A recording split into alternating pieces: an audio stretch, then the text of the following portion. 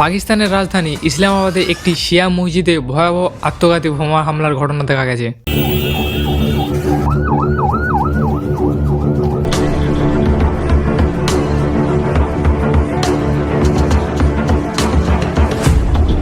এই হামলায় এখনও পর্যন্ত অত্যন্ত ৩১ জন নিহত এবং ১৭০ জনের বেশি মানুষ আহত হয়েছে বলে জানা গেছে। ঘটনাস্থলে ইতিমধ্যে পুলিশ ও উদ্ধারকর্মীর দল পৌঁছেছে।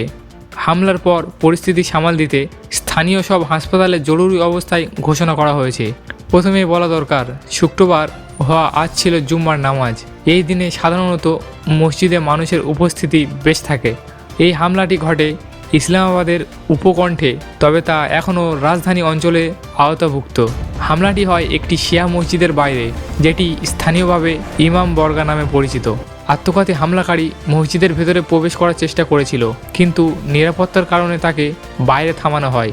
ঠিক সেই মুহূর্তেই সে নিজের শরীরে থাকা বিস্ফোরণ ঘটায়। এর ফলে ব্যাপক হতাহতের ঘটনা ঘটে। আহতদের দ্রুত নিকটবর্তী হাসপাতালে নিয়ে যাওয়া হয়েছে। হাসপাতালগুলোতে জরুরি অবস্থায় জারি করা হয়েছে। পাকিস্তানের সরকার জানিয়েছে এই হামলার পিছনে রয়েছে তেহরিক ই তালিবান, পাকিস্তান টিটিপি অথবা বিদেশি সন্ত্রাসীর গোষ্ঠী, যারা আফগানিস্তানের মাটি ব্যবহার করে পাকিস্তানে হামলা চালাচ্ছে।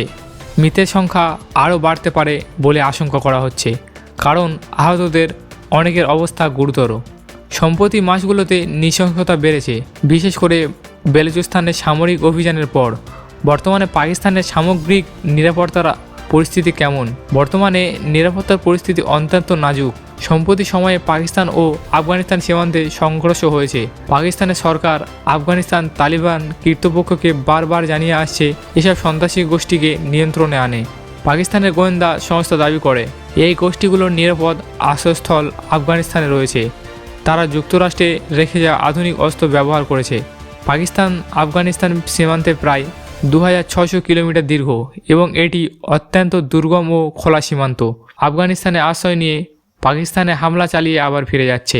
আজকের এই হামলাটি ইসলামিক স্টেট খোরসান ISIS-কে এর ধরনেই বলে মনে করা হয়েছে।